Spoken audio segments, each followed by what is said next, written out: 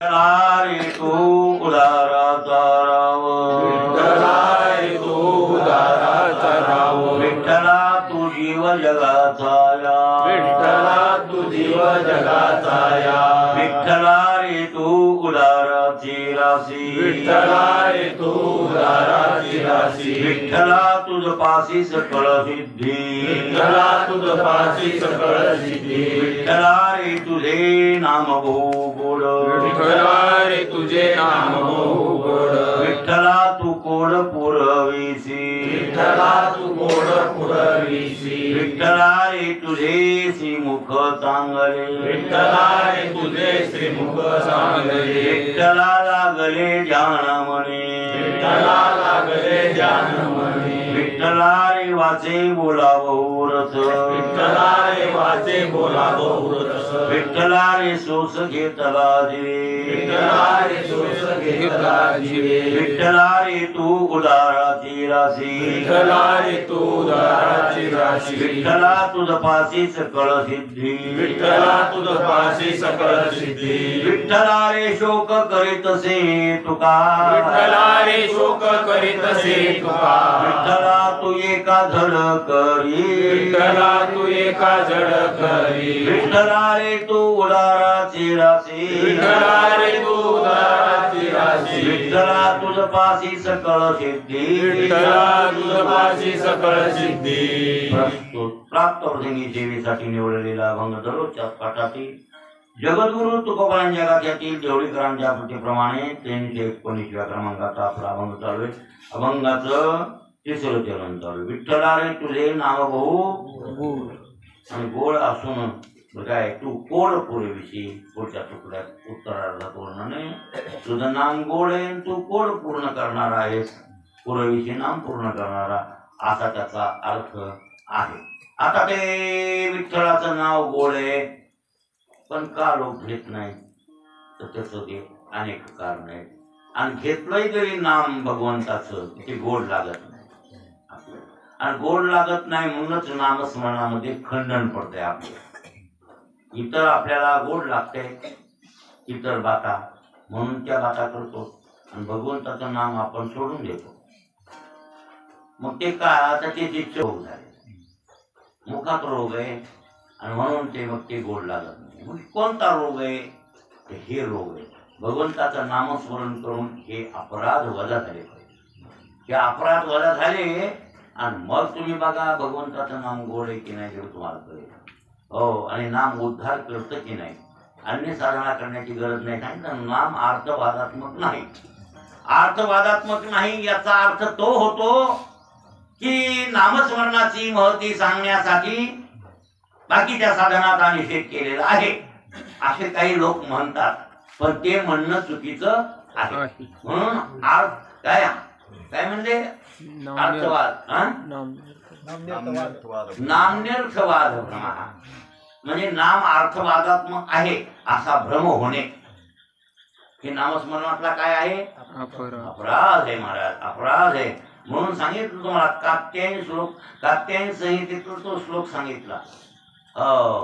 अर्थवादो हरे नामने संभावैकी नरः स पापिष्ठो मनुष्याना, तो मनुष्यामध्ये पापिष्ठ आहे आणि नरके पतती स्फोटम. कात्यायन ऋषी म्हणले ते नरकात गेल्याशिवाय राहतच नाही. भगवंताचं नाम अर्थवादात्मक नाही बाबा. उग काहीतरी साधनेचा बाकीच्या निषेध करून नामाचं महत्व वाढविलं असं तुम्ही समजू नका. त्याचं महत्व मूळचंच आहे. कोणाचं, भगवंताच्या नामाचं. असं भगवंताचं नाम अर्थवादो हरे नामने, त्याच्या पुढं नामास्थिती निषिद्ध वृत्ती. निषिद्ध वृत्ती सांगितली ना तुम्हाला.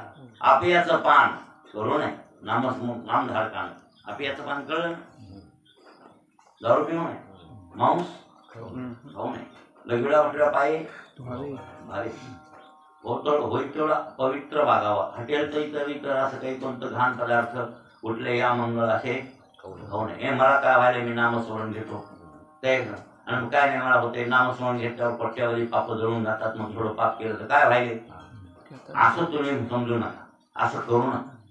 कळलं. निषिद्ध वृत्तीचा त्याग करा, वेदांत सांगितले, आणि विहित त्याग करू नका. विहित त्याग म्हणजे कळलं का? आपल्याला वेदांत सांगितले वागायचं त्याप्रमाणे वागायचं, ते वागायचं सोडू नका, मोकाट वागू नका. आवड निषिद्ध वृत्ती विहित त्याग. निषिद्ध वृत्ती म्हणजे विहिताचा असा अर्थ झाला त्याचा. निषिद्ध वृत्ती विहित त्याग एकच की दोन? एकच, विहित त्याग. आता धर्मांतरे हे काय?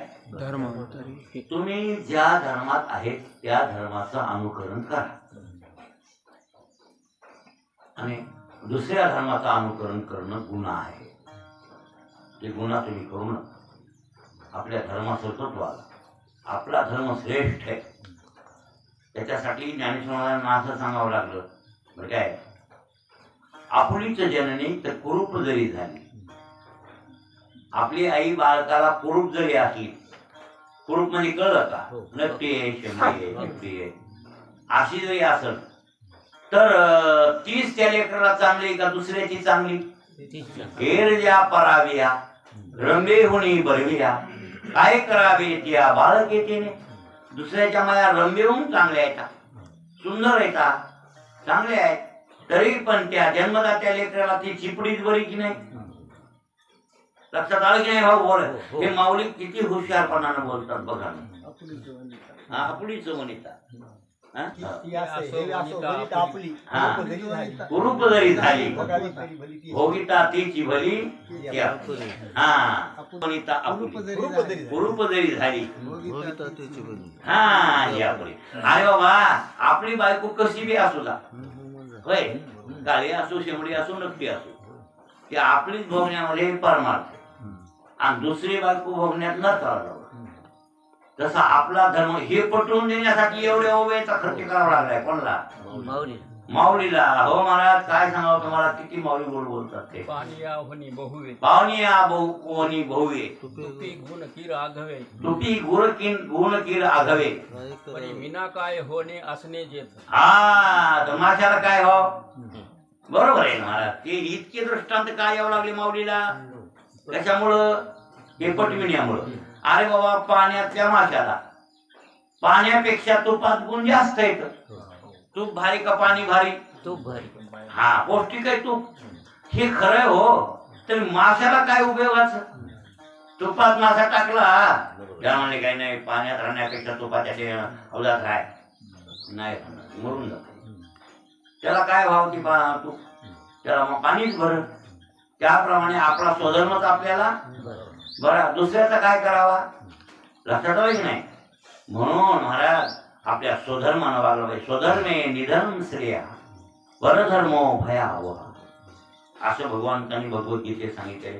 स्वधर्मे निधन श्रेया म्हणजे स्वतःच्या धर्मात मिळालेलं चांगले, पण दुसऱ्याचा धर्म भयावह आहे.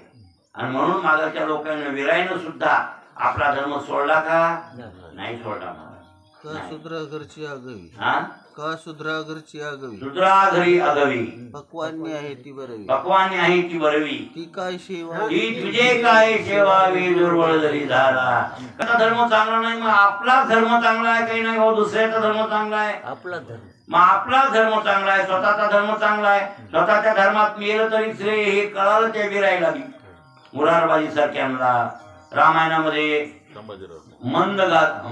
नाही गंगमाधन मानणाऱ्याला हे कळालं की नाही?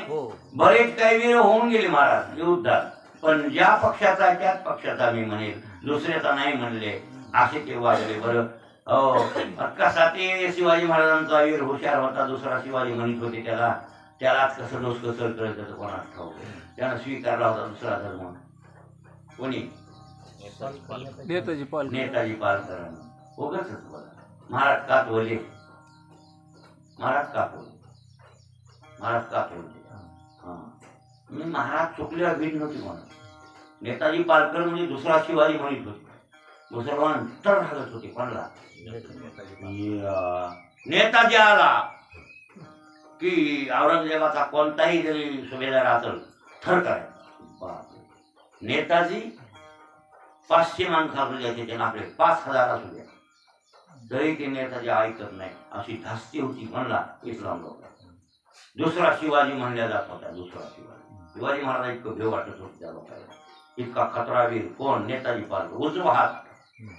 आता कुठेतरी गल्लत काम केलं. गल्लत काम झाल्यावर शिवाजी महाराज राजा कातो ना, मालक कातो ना. महाराजांना खडसावले महाराजांना, चोपडा म्हणले मूर्ख असं केलं तसं केलं कातवले. त्याला थोडासा राग, ते राग नाही यायला पाहिजे होता मूर्खाला, पण ते मूर्खपणाने येतो. आणि म्हणून औरंगजेबाकडं तिथं काम बाबा तिथं नेतोजीला पुन्हा मुसलमान करण्यात आलं. त्याची दीक्षा दिली इस्लाम धर्माची, म्हणजे पुन्हा हे न जाऊ नये म्हणून. त्याच्या बायका लेकरं हे तिकडे घेऊन गेले सगळे, आणि ते इकडं. मग त्याला वाटू लागलं इकडे यावं, नगं वाटू लागलं तिकडं, पुन्हा नगं वाटायला लागलं. हा ते तसं झालं. पुन्हा पळून जायला बघू लागला, पळून जाऊ देण्यात गेली. म्हणजे पळून जाईल म्हणून ते जम्मू काश्मीर कटलं, तिकडल्या बॉर्डरला जम्मू कळल्या. त्याला निष्ठून एवढी आणि दुसऱ्या सांगितलं होतं सुभेदाराला, याला पळून जाईल बघू याच्या लोक हो जाऊ देणं गेले. आणि त्याला तर कितीतरी दुःख वाटू लागलं. महाराज ते असं झालं, शिवाजी महाराजापेक्षा त्रास होऊ लागला तिकडे. इकडंच चांगलं होतं, स्वराज्यात चांगलं होतं, ते परराज्यात चांगलं नाही हे त्याच्या पुन्हा लक्षात आलं. मग ते कुलश्री दांड्याचे घाय पर घर रिघावी तरी साही, तरी सोपते ते वाय केली लेखी. तशी अवस्था कोणाची झाली? नेताजी झाली. वैभव काय म्हणते ज्ञानेश्वर महाराज गोड बोलतेस हो, कशा दृष्टांत मार्मिक देते तो. कुलश्री दांड्याचे घाय, कुलवान स्त्री होती, लग्न केलं, चांगल्या कुळातली, चांगला कुळातला नवरा, लग्न झालं. आणि लग्न झाल्यावर मग जरा ते थोडस तिचं वागणं काही चुकलं की ते जरा नवरा हसड होता. मग थोडे एखाद्या गाठ्या गुट्या पण नाही, थोडी गाठ्या गुट्या जरा थोडं गाळा करणं, काही असं करणं, काही तसं करणं, काही थोडस करू लागलं. वय एकेच आहे करता येईल जरा बटन चुकल्या हो. मग ते गाठ्या गुट्या करू लागलं बरं. आणि मग तिला राग आला त्या नवऱ्या, तिने घटस्फोट केला. म्हणजे त्या नवऱ्याला सोडून दिलं, नव्हे म्हणजे मला ह्याच्यापेक्षा त्रास झाला. आणि ती उगत चांगल्या खानदानीची बाई तिनं फारकत घेतली आणि दुसरा नवरा केला. आणि तिथं मग काही चुकलं, आता चुकणार थोडं, चुकल्यावर ते दांड्यानं हाणू लागलं.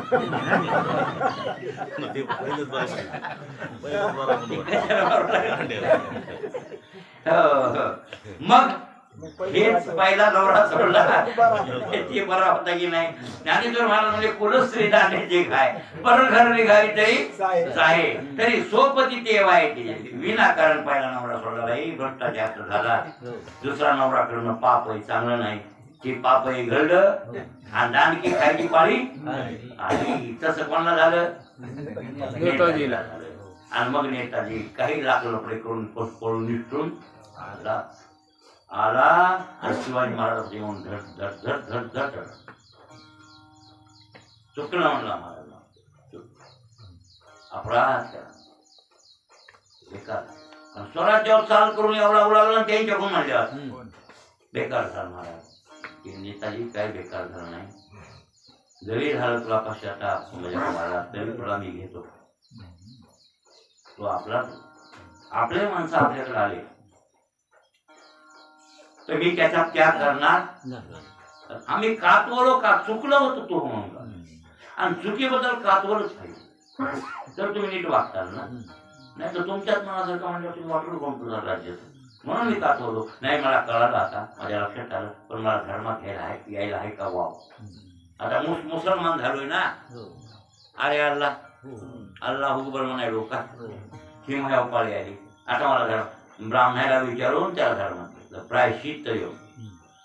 पण असे मोजके असतात की आपल्या धर्माचा त्याग करून दुसऱ्या धर्मात गेलेले, नाही तर जातच नाहीत महाराज.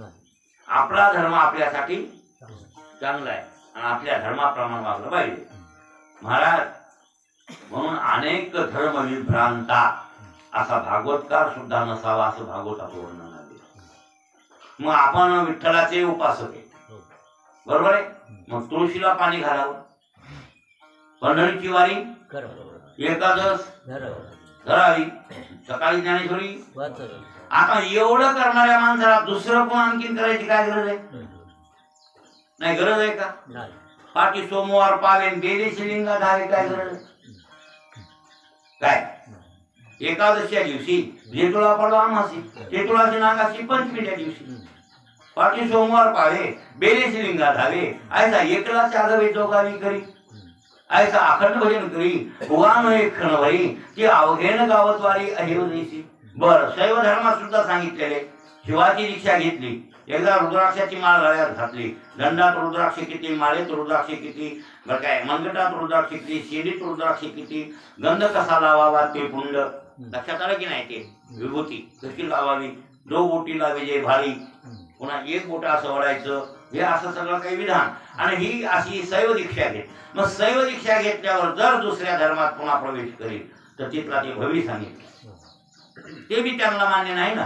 कसं मिळतं जी दीक्षा घेतली त्या धर्माप्रमाणे प्रत्येकानं वागणं गरजेचं आहे.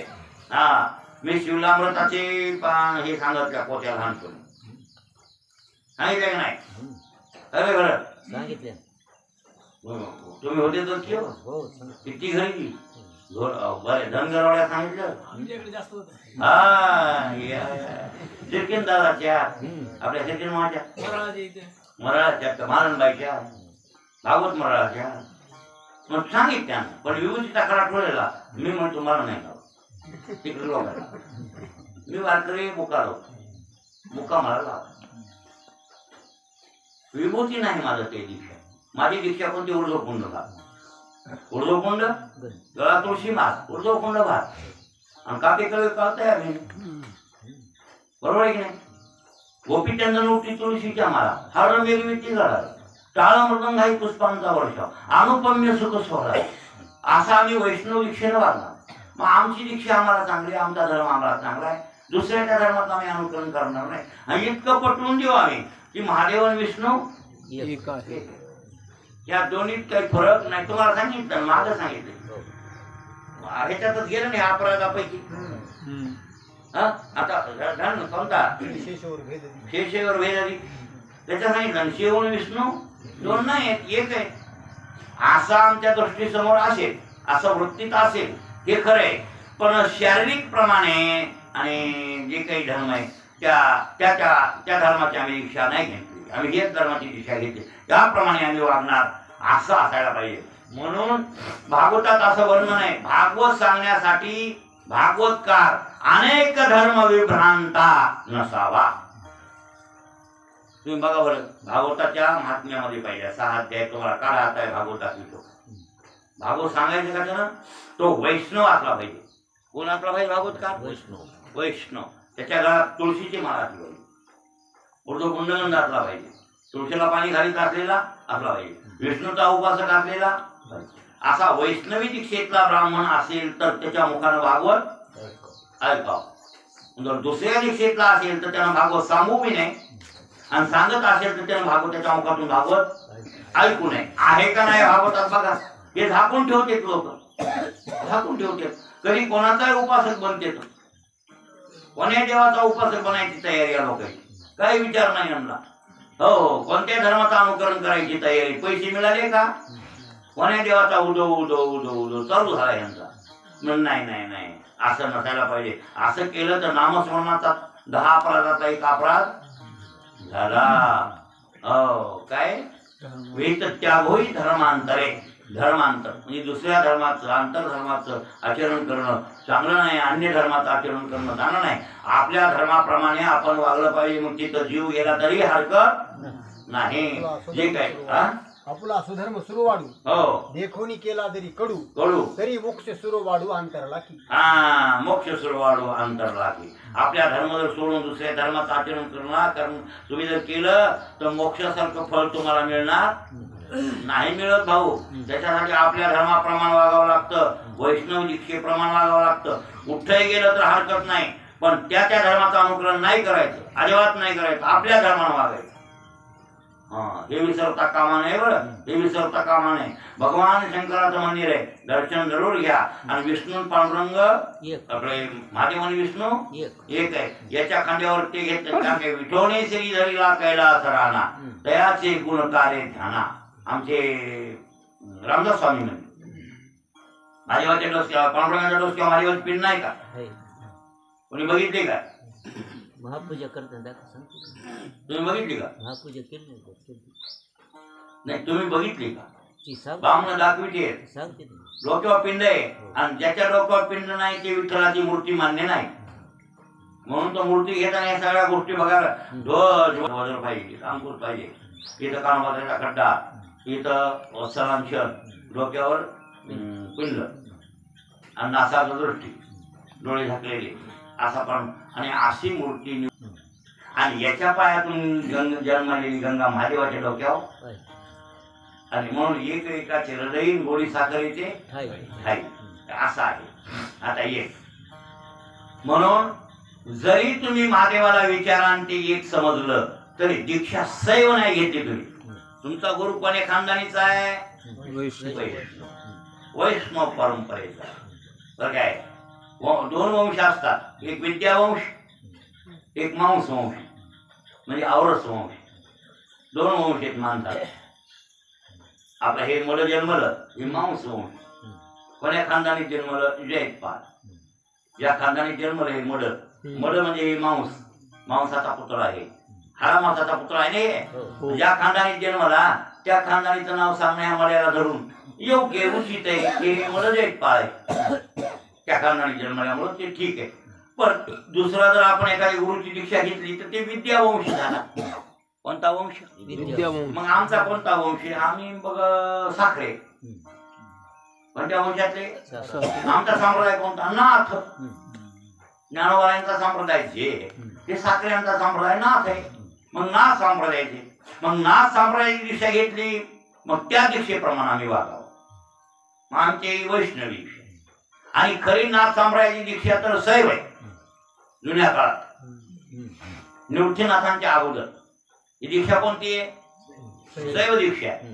पण निवृत्तीनाथांपासून त्यांनी ते गहिनीनाथांनी निवृत्तीनाथांना सांगितलं कुळ हे पावन कृष्णनाथ. आता तू महादेवाचं नाव घेऊ नको, कोणाचं नाव घे? कृष्णाचं नाव घे आणि पंढरीची वारी कर आणि पंढरपूरच्या पांडुरंगाची वारी करून त्या आणि पांडुरंगाच्या भक्तीला लोकांना लाव. बघा कोणी सांगितलं? गहिनीनाथांनी. आणि गहिनीनाथांनी निवृत्तीनाथांना ते सांगितलं, निवृत्तीनाथांनी ज्ञानोबारायांना. तिथून पुढे हे वारकरी पंथात शिरले. म्हणजे नाथ एक वारकरी झाला. 4 वारकऱ्यापैकी वारकरी 4 आहेत पंढरपूरला येणारे. किती मिळाले? चतुष्ट वारकरी है ना. पंढरीची हाट, गौडाची पीठ आणि मिळाले चतुष्ट वार. चतुष्ट वारकरी कोणते कोणते?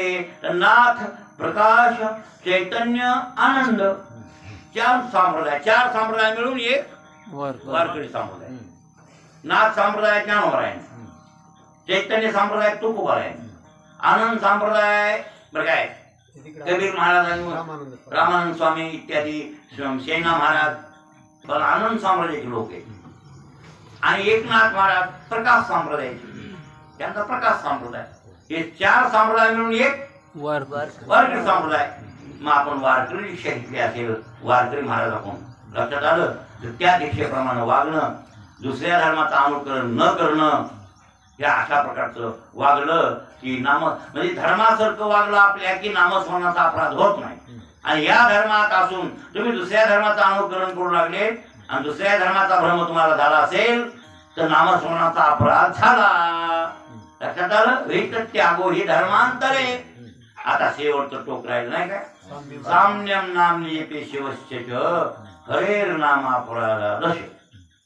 साम्यम नाम निजपे शिवस्य हरे नाम अपराधा दश. आता विष्णू आणि महादेव नाव घ्यायचे तर दोघांची घ्या. कोणाकोणाचे? विष्णू किंवा किंवा बरं किंवा बोलायलो किंवा ते आणखी रस्त्याचा ताण काढून टाका. ते तुमच्या निघणार नाही, निघत नाही. अनेक धर्म विभ्रांती लोक जास्त आहे. कधी ओम नमो शिवाय म्हणतील तर कधी श्रीराम जय राम जय जय राम म्हणतील. एकच म्हणा, हरकत नाही. ओम नमः शिवाय, नमः शिवाय असं म्हण. नमः शिवाय पंचाक्षरी म्हणतो, ओम नमः शिवाय चलाक्षरी म्हणतो. हे म्हणा, चांगलं आहे ना. ओम नमः शिवाय, ओम नमः शिवाय, ओम नमः शिवाय, ओम नमः शिवाय म्हणा. नमः शिवाय, नमः शिवाय असंही म्हणा, हरकत नाही. दीक्षा ती असेल सैवी, सैवी दीक्षा असेल तर महादेवाचंच नाव घ्यावं ना. बरोबर आहे. आणि विष्णू वैष्णवी दीक्षा असेल तर विष्णूचं नाव घ्या. पण हे दोन नामच उद्धार करणारे आहेत. आणि हे दोन नाम सोडून कोण्या देवाचं नाव घेतलं तुमचा उद्धार होणार नाही. म्हणजे या दोन नामाची बरोबर इंद्रादी देवाच्या नामाशी करणं म्हणजे साम्यम नाम निजपेश्वर. इंद्रादी देव आहेत का? इंद्र, वरुण, चंद्र, कुबेर काय तर कोणी कोणाची उपासना करतात तो लोक जगात. आता हे आत्मिक लोक कोणाची उपासना? इंद्र आहे स्वाहा म्हणतात. इंद्राला आहुत्या देतात. कोणी यमाची उपासना, कोणी शनीची उपासना. शनीची करीत नाहीत का ते? शनेश्वर भक्त काळा गंध लावणं, हे करणं ते करणं. बरेच शनी भक्त येत. हे परळीला ह्याला त्याला आहे बघा ते समाज तिरी लोक, तिरी समाजातले बरेचसे लोक लिंगायत ते शनीची उपासना. शनी त्यांच्या घरी राहिलेला आहे शनी म्हणून त्यांची उपासना. अरे ते शनीचं नाव घेतलं, इंद्राचं नाव घेतलं, चंद्राचं नाव घेतलं, वरुणाचं नाव घेतलं, कुबेराचं नाव घेतलं, गणपतीचं नाव घेतलं, इतर देवाचं नाव घेतलं. त्या नावाची ह्या विष्णूच्या महादेवाच्या नामाची बरोबरी त्यांना येणार. तुलनाच करू नका तुम्ही. महादेव महादेव आणि विष्णू ते विष्णू म्हणजे दोनच महत्वाचे देव. महादेव आणि विष्णू यांचे नाम महत्वाचे, बाकीच्या देवाचे नाम महत्वाचे नाहीत. आणि इतर देवाच्या नामाच्या तुलनेशी या दोन्ही देवाच्या नामाची तुलना तुम्ही करू नका. आणि जर केली तर नामस्मरणातला 10वा अपराध झाला असे शास्त्रकार सांगायले. म्हणून तर महाराज तरी शंभू का श्री पर्यंत होय ना तरी एखादे नाव, ना तरी एखादे नाव याची सैवका वैष्णव पडे ते वाट भवतक पदाना. म्हणून तर ते वाक्यात तपही नाही भाऊ. एक त्यापणे एक नाव म्हणजे सैवका काय म्हणले माऊली? सैवका म्हणजे शिव किंवा विष्णू ते दोन्ही म्हणले का? घ्या राम राम म्हणणाऱ्याला शिव शिव आणि ओम नमः शिवाय म्हणायची काय गरज आहे? आणि ओम नमः शिवाय म्हणणाऱ्याला पुन्हा राम राम श्रीराम जय राम म्हणायची काय गरज आहे? त्या ओम नमः शिवायनच काम होऊन जाईल ना तुमचं. काय तुम्ही ओम नमः शिवाय म्हणत गेले तरी तुमचं काम होतंय ना. महादेवाचं नाव घ्या ना. ते महादेव बी श्रेष्ठ, महादेव आणि विष्णू एक आहे. फक्त त्याच्या आकृतीकडे बघू नका तुम्ही. त्याच्या आकृती नाम आकार, त्या साकारापणाकडे बघू नका, स्वरूपाकडे पहा. दोन्हीची साम्यता आहे, दोन्ही एकच आहेत. हे सत्वगुणी आहे, ते तमगुणी अवतार आहे. आता त्यापैकी एक होता रजा अवतार, ते ब्रह्मदेव. पण ते पूजेला किंवा नामस्मरणाला अमान्य ठरलाय, ते वगळला गेलाय. बघा एवढा सृष्टीचा करताय, सृष्टी करणार आहे. आणि ईश्वरापैकी 3 ईश्वरातला एक ईश्वर आहे. 3 ईश्वर आहे. ईश्वर किती आहे? 3 आहे. ब्रह्मा विष्णू महेश. ब्रह्मदेव बी ईश्वर आहे, महादेव बी आणि विष्णू बी. पण हे ईश्वरात भेद समजणं मूर्खपणा करत. भेद 5 आहे आणि हे बी कल्पितच आहे. ईश्वर जीवाचा भेद, जीव ईश्वराचा भेद, जीव जीवाचा भेद, जीव जलाचा भेद, जल ईश्वराचा भेद आणि जल जलाचा भेद वाटत नाही. किती झाले? 5 आहे. पण ईश्वराचा भेद समजणारे लोक नाहीत का जगात? महादेव आणि विष्णू वेगळे समजिते का लोक एक समजिते? वेगळे. मग ईश्वराचा भेद नाही का झाला? आणि मग बाकीचे 5 भेद जर कल्पित असेल, मिथ्या असतील, तर हे भेद मिथ्या आहे का? कसा आहे? मिथ्या आहे की. महादेव आणि विष्णू एक आहे. ब्रह्मदेव सुद्धा त्यातलाच एक आहे. फक्त ते लौकिक दृष्ट्या, याचा अर्थ व्यवहार दृष्ट्या पूजेला अमान्य ठरला. नाही तर ब्रह्मदेव सुद्धा कोण आहे? ईश्वर आहे ते बी, असा त्याचा अर्थ आहे. पण हे तिन्ही मिळून एक ईश्वर, हे तिन्ही मिळून एक ईश्वर. बरं काय? रजोगुण, तमोगुण, सत्वगुण आणि हे त्रिगुण मिळून एक. असं लक्षात आलं की नाही? असा ईश्वरातला भेद काढून टाका.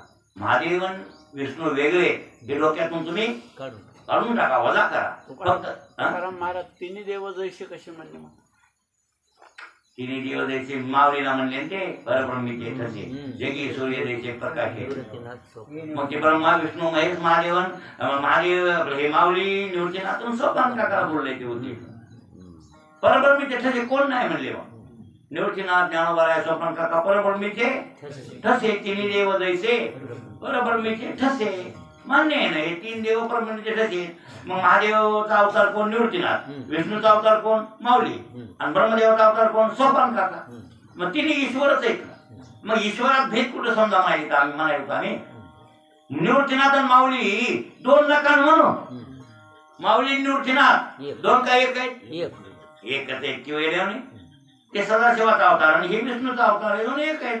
ईश्वरातला भेद व्हायचा. हे 5 भेद नाही अमान्य शास्त्राला. 5 भेद सुद्धा अमान्य आहेत, म्हणजे मान्य नाही आहे. हे जड ईश्वराचा भेद आणि हे जे भेद आहेत की नाही, हे अमान्य आहे, मान्य नाही, कल्पित आहेत हे भेद. ते भेद उडवून टाकले आमच्या विचारसागरामध्ये. हे भेद नाही जात ते अजिबात. मग हे भेद नाही आहेत तर ईश्वरात भेद कसा संभवलं? शक्य नाही. म्हणून ईश्वराचा भेद तुम्ही मानणं गुन्हा आहे. म्हणू नका. आपण नावच घ्यायचंय तर दोन्ही पैकी ओग पुक करायचं नाही. इकडं तिकडं तिकडं इकडं तिकडं इकडं तिकडं. ज्ञानेश्वरी वाचते, दुसरं करीत बसते. कशाला? डोसक्याला ताण देतात लोक. रुद्राक्ष घालतात, त्याच्यात पुन्हा तुळशीच्या म्हणी, तुळशीच्या माळेत पुन्हा रुद्राक्षाचा म्हणून सांगून थकलो काय काय डोक्याला. मग मी पुन्हा विचार त्याला कसं करावं, तुला कळलं. आता इथून पुढे तुला कळेल. मग तू ऐकणार नाही, मला माहिती. आपल्या डोसक्यातले तू घालविणार काय उपयोग आहे? तुळशीच्या माळेत रुद्राक्षाचा म्हणी कशाला पुन्हा? हे बिन ते बिन हे बिन ते बिन चुकीची कल्पना आहे ना, गरज नाही. अहो तुळशीच्या माळेच्या मण्यात काही कमी सामर्थ्य आहे का? तुम्हाला पटवून देऊ का माळेबद्दलच? कितीतरी माळेबद्दल. तुळशीच्या माळेत काही कमी 108 म्हणी का असावे? बघा काय ते वाट सोडून बघा. काही निघाय की ते म्हणजे सांग. लक्षात येईल. आता तसं नाही हो. तिथं निघाय, इथं निघाय पाहिजे ना. तुळशी माळा जा, गोपी चंदन टिळा असा अभंग एखादा निघावा. कंठी मिळवा तुळशी, व्रत करा एखादं असा अभंग निघावा. मग सांगेल ना. आता ही वाट सोडून तिकडे काय जाऊ. पण तुळशीची माळेला 108 म्हणीच असावे. याला कारण 2 आले. एक कशाचे आले? मग त्याचं महत्व काय? तुळशीचं पाणी काय? अहो 108 म्हण्यात काय सांगावं तुम्हाला, एवढं तरी सांगतो. हे 108 म्हण्याची गळ्यात माळ तुळशीची आहे. आणि तुम्ही आंघोळ करता ज्या वेळेला, त्यावेळेला या मण्याचं पाणी तुमच्या अंगावर सगळ्या 108 तीर्थाची आंघोळ करते. इथेच आहे. किती? 108. निश्चित 8 नाही, 108. अष्टोत्तर तीर्थ सांगितले भारत मध्ये. किती? 4 धाम, 7 12 ज्योतिर्लिंग आणि 8 तीर्थ एवढे केले की 4 धाम यात्रा झाली. त्याच्यात तुमचे सगळे होते झाले, तुमचे सगळे झाले. असं समजा. लक्षात आलं की नाही? आणि मग ते तीर्थाच्या आंघोळ 108 म्हणायची माळ घालणाराला होती. मग आणखी मला रुद्राक्ष काय? ते आपल्या दीक्षेत नाही, ते वैष्णव शैव दीक्षेत आहे. त्याचा निषेध करायला असं मात्र नाही. बरं कोणी म्हणतात की शैव दीक्षेचा महाराज निषेध करायले नाही, समजा असं समजूच ना. ती दीक्षा घ्या. ती दीक्षा घेऊन जरी तुम्ही कडीला गेले तरी ते तुम्ही मोक्षाला पोहोचणार. फक्त रस्ता वेगळा आहे, ते वेगळा. आणि हे शेळगाव मार्ग, कन्हारवाडी मार्ग, गंगाखेडला म्हणा, सोनपेठला म्हणा. सोनपेठला जायचे का? हो.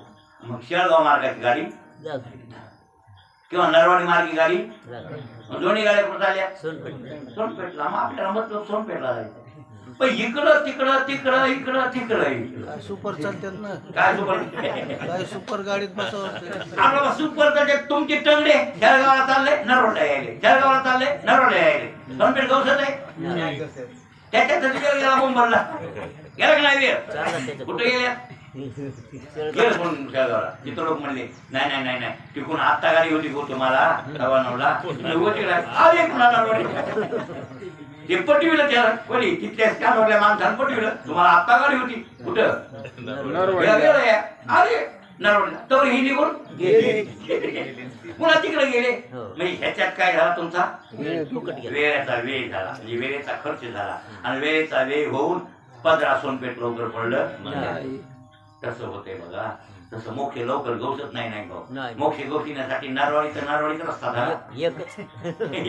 नाही तर सोनपेठ तरी शेळगाव रस्ता तरी शेळगाव रस्ता पकडा. कोणता का होईना एकदा पकडला का ते रस्ता सोडू नका. याला दीक्षा म्हणतात. बरं ही दीक्षा. आणि अशा प्रकारे म्हणून आपल्या ह्या दीक्षेमध्ये बिलकुल भेसळ करायची नाही. म्हणून याचा आणि मग महादेवाच्या नामाची तुलना, विष्णूच्या महादेवाच्या नामाची तुलना इतर देवाच्या नामाच्या तुलनेशी करायची. साम्यम नाम जपे शिवस्य. लक्षात आलं शेवटचं 10वा अपराध हे. म्हणून तर सांडवनिया श्रीकृष्ण चरण इंद्रादिक देवांचे करिता भजन, ते देवची मृत्यूग्रस्त पूर्ण मा भज त्याचे मरण कोण वाय. एकनाथी भागवत. काय म्हणले एकनाथी भागवतात? नाथ महाराज सांडवनिया श्रीकृष्ण चरण. श्रीकृष्ण म्हणजे विष्णू. बरं, श्रीकृष्ण राम विठ्ठल कोण आहे? विष्णू आहे. लक्षात आलं. सांडवनिया श्रीकृष्ण चरण इंद्रादिक देवांचे करिता भजन, ते देवची मृत्यूग्रस्त पूर्ण तर मा भज त्याचे मरण कोण वाय. अरे इंद्रादिक देवच मरणाच्या दारात उभे राहतात. इंद्राला मरावं लागतं. ते मरून जात एक दिवशी. एका ब्रह्मदेवाच्या दिवसात 14 इंद्र मरत येत. किती? 14. इतका अल्पायुष्य कोण? इंद्र. आणि त्या इंद्राची सेवा, भगवंताची सेवा सोडून, पांडुरंगाची सेवा सोडून इंद्राची सेवा जर केली तर तुमचं भजन करणाऱ्याचं मरण कोण मारेल? त्याचं मरण त्याला चुकलं नाही. असं कोणाला माहित आहे? म्हणून नका करू. राम ते रामच आहे. राम ते राम म्हणजे विठ्ठल विठ्ठल आहे, विष्णू विष्णूच आहे, आणि महादेव महादेवच आहे. बाकी इंद्रादिक देव आहेत ना त्याचे किंकर आहे. म्हणून तर त्या काकड्याचं वर्णन आहे. काय? वाळवंटापासून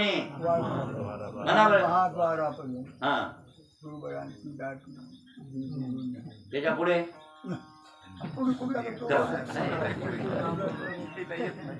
बघा काकड्यात नाव घेत नाही म्हणलं. काकडा कसा केला बा तुम्ही?